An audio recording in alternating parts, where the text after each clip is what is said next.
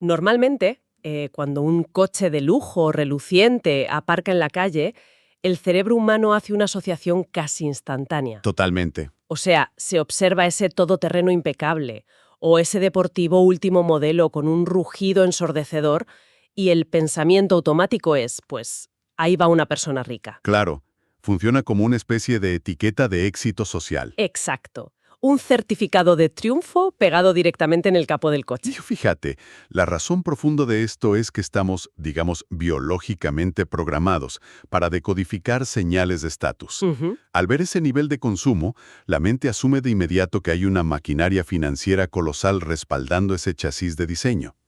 Y ahí está el error, porque se confunde la capacidad de gastar dinero con la capacidad de retenerlo. Eso es.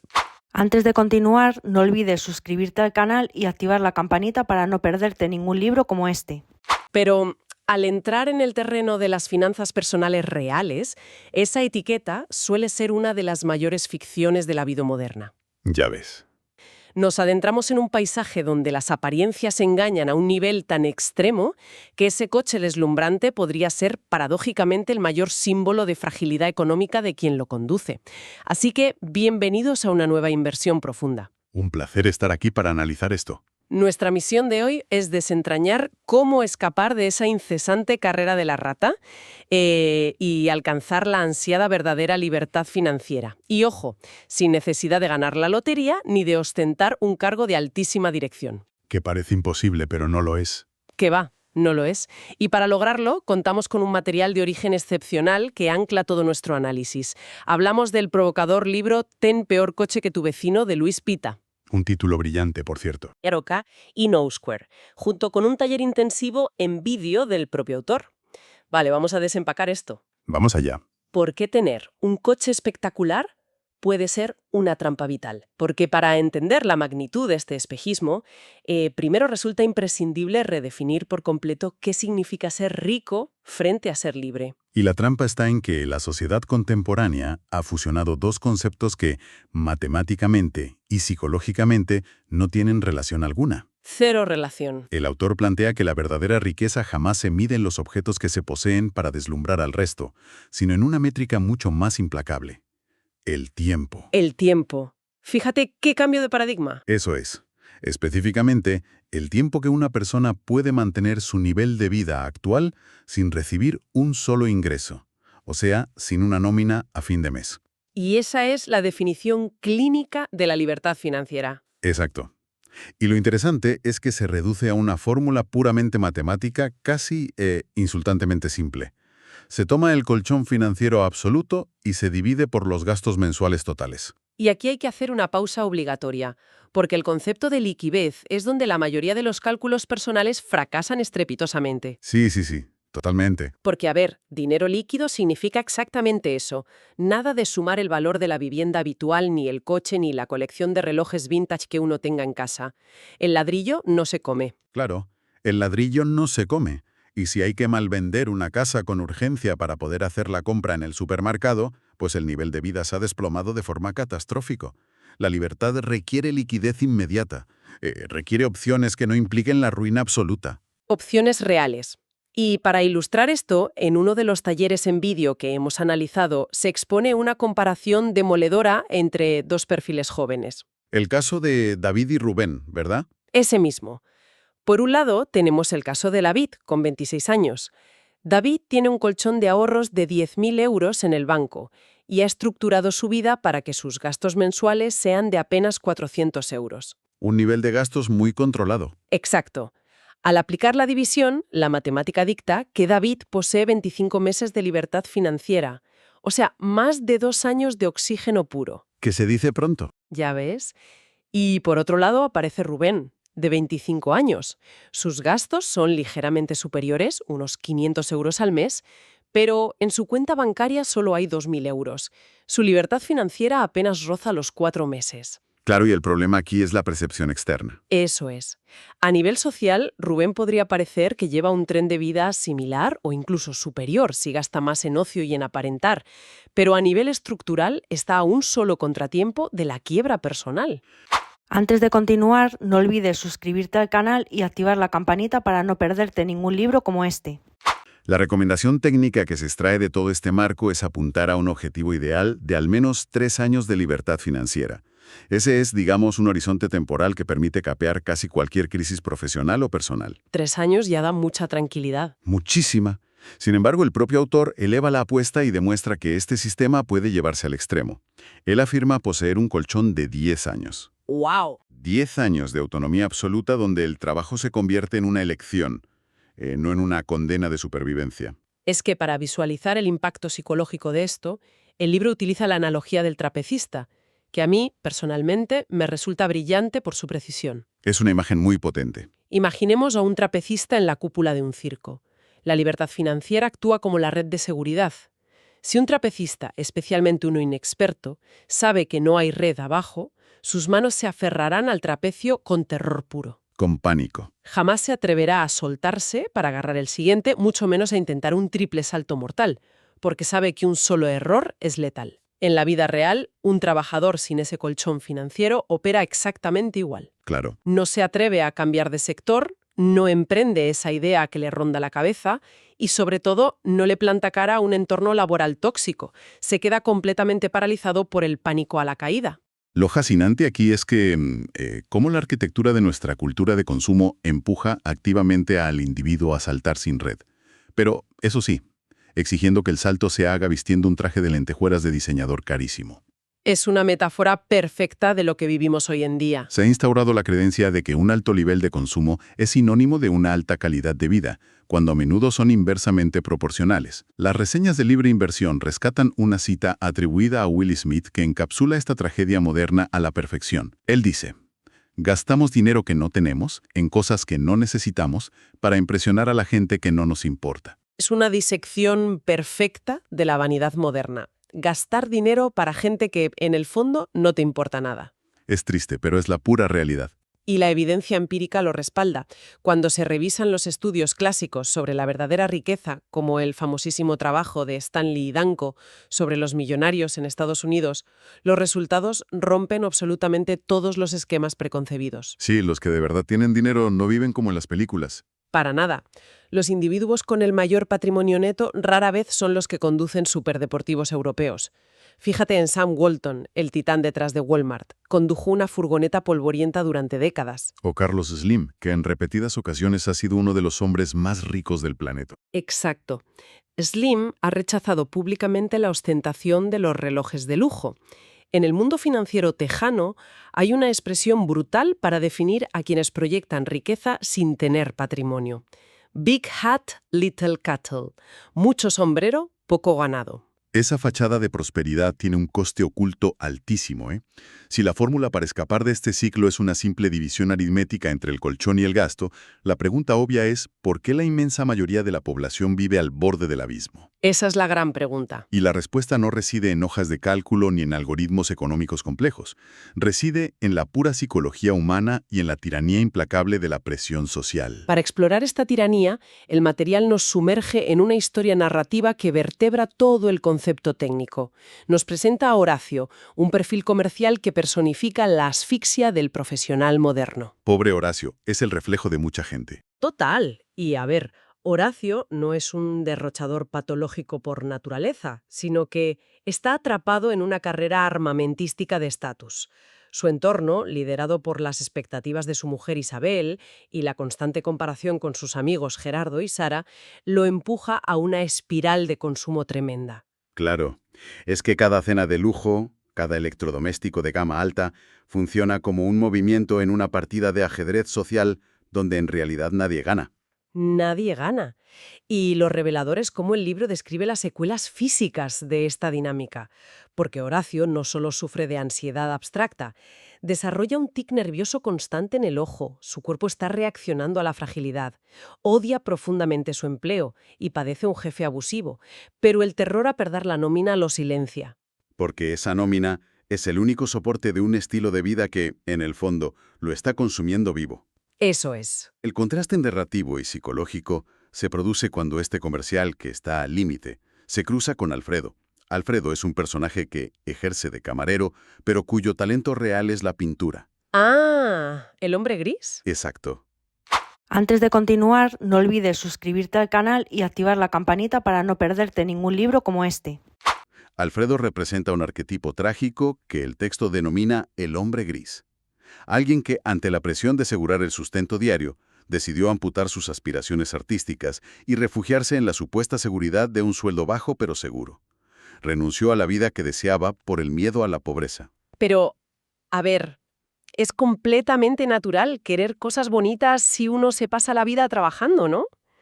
La cultura actual casi exige que el esfuerzo se vea recompensado con objetos de estatus.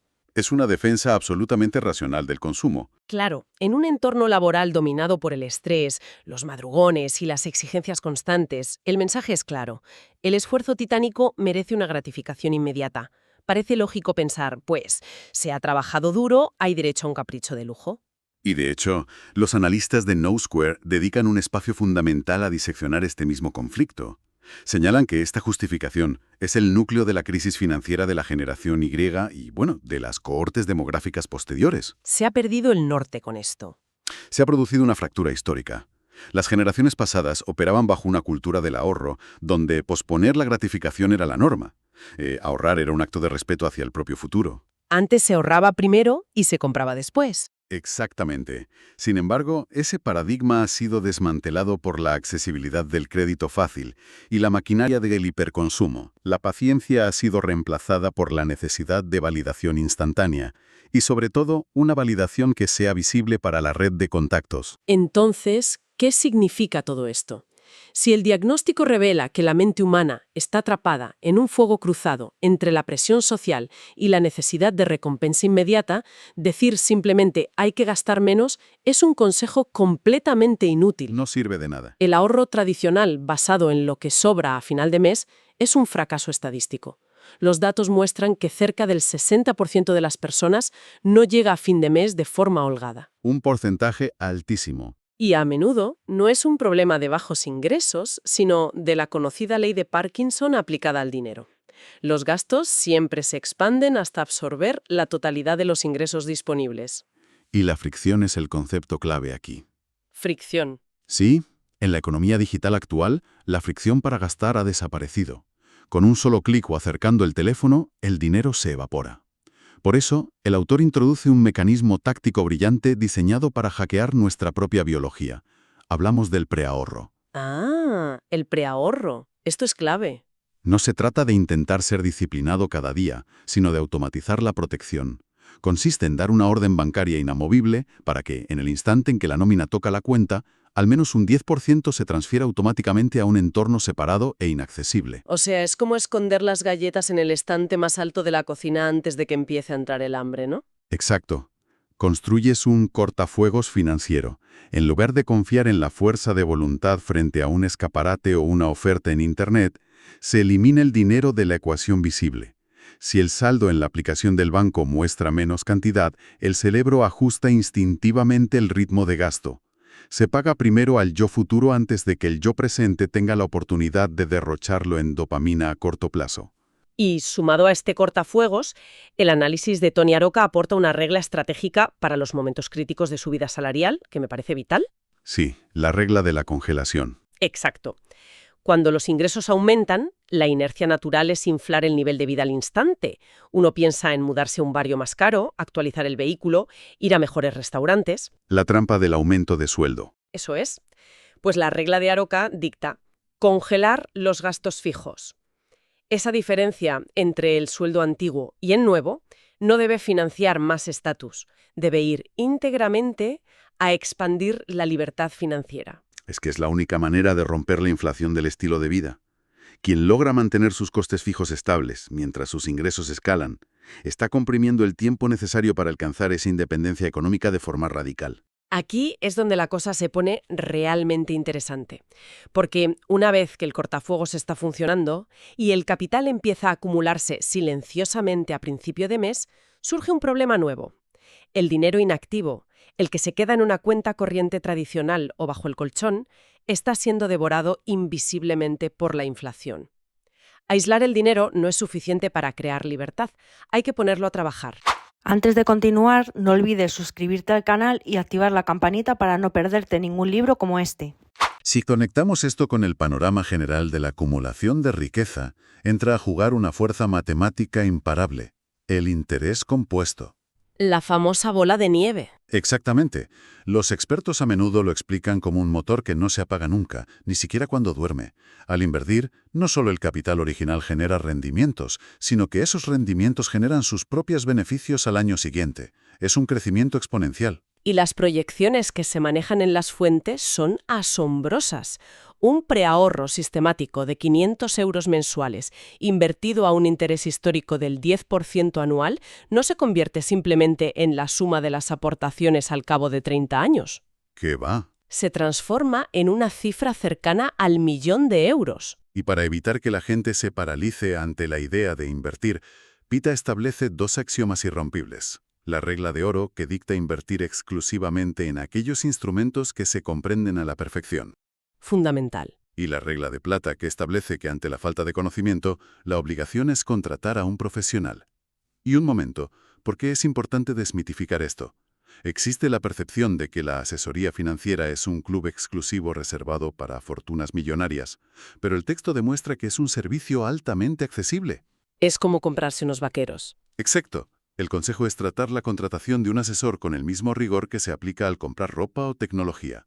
Comparar al menos 3 opciones distintas, exigir transparencia y huir de los productos empaquetados por defecto en el banco tradicional. Porque esos suelen tener comisiones ocultas que te comen la rentabilidad. Claro, la otra cara de la inversión es la defensa, y esa defensa implica la erradicación absoluta de lo que se denomina la deuda tóxica. Las tarjetas de crédito. Las tarjetas revolving y los préstamos al consumo para bienes que se deprecian son verdaderos parásitos financieros.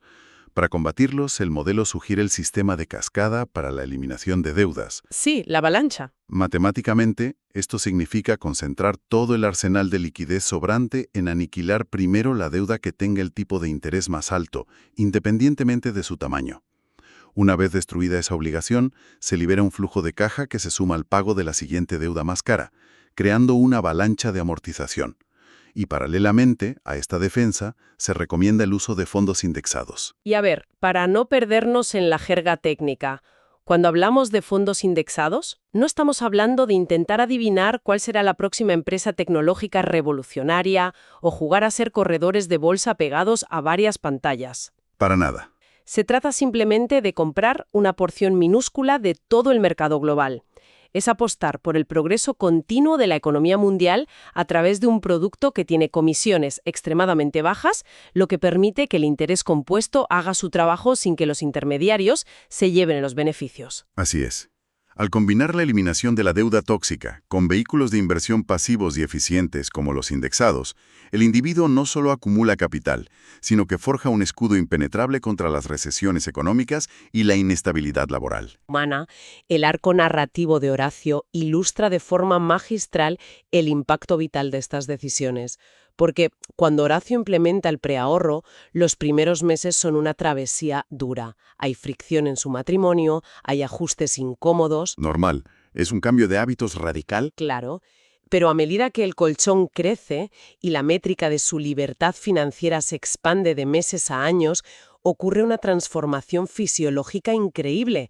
El tic nervioso inducido por el estrés desaparece por completo. Su cuerpo registra que la amenaza existencial se ha desvanecido. Y ese cambio interno tiene ramificaciones externas sorprendentes. Dotado de esa nueva red de seguridad, cuando su jefe vuelve a cruzar la línea del abuso verbal, Horacio no se encoge. Ya no tiene miedo. Exacto. Responde con la asertividad y la calma gélida de alguien que ya no es un rehén de su nómina. Se niega a ser maltratado. Y en una paradoja fascinante que el entorno corporativo suele premiar, esa ausencia de sumisión basada en el miedo es interpretada como madera de liderazgo, resultando en un ascenso inesperado a jefe de zona. Es la ironía más profunda de la libertad financiera, fíjate. Cuanto menor es la desesperación por retener un empleo, mayor es el rendimiento y el magnetismo profesional que se proyecta. Pero bueno, la vida siempre pone a prueba los nuevos sistemas y para Horacio el examen final llega en forma de metal retorcido. El accidente. Su vehículo queda siniestro total tras un accidente. El guión social exigiría que, con su nuevo cargo de jefe de zona, financiara un coche alemán de gama alta. Su entorno espera que proyecte su nuevo rango. Pero en lugar de ceder a esa presión y atar su futuro flujo de caja a un préstamo automovilístico, Horacio opta por la decisión financieramente óptima y socialmente incomprensible. Antes de continuar, no olvides suscribirte al canal y activar la campanita para no perderte ningún libro como este. Asume como vehículo personal el coche de empresa, un automóvil modesto cubierto de logotipos comerciales enormes. Es la antítesis del estatus. Completamente. Y claro, esta decisión detona una crisis matrimonial severa. Su esposa siente que la fachada de éxito familiar ha sido humillada públicamente. Pero mantenerse firme en esa tormenta le permite a Horacio descubrir la verdadera naturaleza de su entorno. Su vecino, a quien siempre vio a través de la lente de la comparación y la envidia, y que resulta desplazarse en silla de ruedas, no es un individuo misterioso ni un competidor de estatus. Javier. Sí, Javier resulta ser el director de una fundación dedicada a jóvenes con discapacidad. Y le enseña una lección vital. Todas las personas enfrentan limitaciones y barreras, pero la verdadera tragedia es construir las propias rejas de esa prisión a través del consumo. La resolución de la historia es al final una declaración de soberanía. Horacio, habiendo desmantelado la necesidad de impresionar, logra un hito de 10 años de libertad financiera. 10 años. Esa red le permite financiar la publicación de su propia novela gráfica y viajar al sudeste asiático, apoyando al mismo tiempo el proyecto de su vecino. ¡Qué maravilla! Tener un coche objetivamente peor que el del resto del vecindario dejó de ser un acto de austeridad dolorosa para convertirse en el precio que pagó gustosamente por recuperar el control absoluto de su tiempo y de su identidad. Ha sido un recorrido exhaustivo. Hemos analizado cómo la ilusión de la riqueza visible atrapa a las mentes más brillantes en una noria de estrés perpetuo. Hemos explorado la arquitectura táctica del preahorro para puentear nuestros propios fallos cognitivos frente al consumo. Y cómo la maquinaria del interés compuesto, sumada a la inversión en vehículos indexados y la destrucción de la deuda de alto interés, crea una fortaleza inexpugnable. Exacto. Todo se reduce a una transición de poder.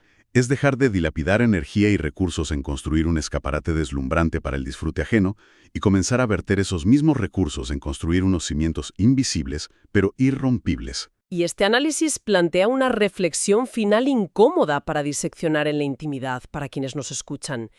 Si se asume que una porción inmensa del gasto cotidiano, desde el vehículo que se aparca en la calle hasta el logotipo de la chaqueta, opera en realidad como la escenografía de una elaborada obra de teatro diseñada para impresionar a una audiencia de conocidos. Y ojo, conocidos que están demasiado preocupados por su propia función para prestar atención real. Es un gran punto. ¿Qué le ocurre a la propia identidad cuando se toma la decisión de abandonar ese escenario? ¿Quién es uno realmente cuando se apagan los focos de la validación social y nadie está juzgando el precio de lo que se posee? Es un momento excelente para auditar el estado de esa red de seguridad oculta bajo la superficie. Iniciar el desmontaje de esa fachada de estatus puede generar vértigo inicial, pero es el peaje ineludible hacia una autonomía genuina. Sin duda. Y la próxima vez que un todoterreno de lujo impecable pase rugiendo por la calle, quizá la mirada deba cambiar. Cabe preguntarse si detrás de esos cristales tintados viaja un dueño de su propio tiempo o simplemente alguien arrastrando las cadenas más caras y brillantes de toda la carrera de la rata. Antes de continuar, no olvides suscribirte al canal y activar la campanita para no perderte ningún libro como este. Libros que abren puertas, palabras que enseñan más. Dinero y libertad.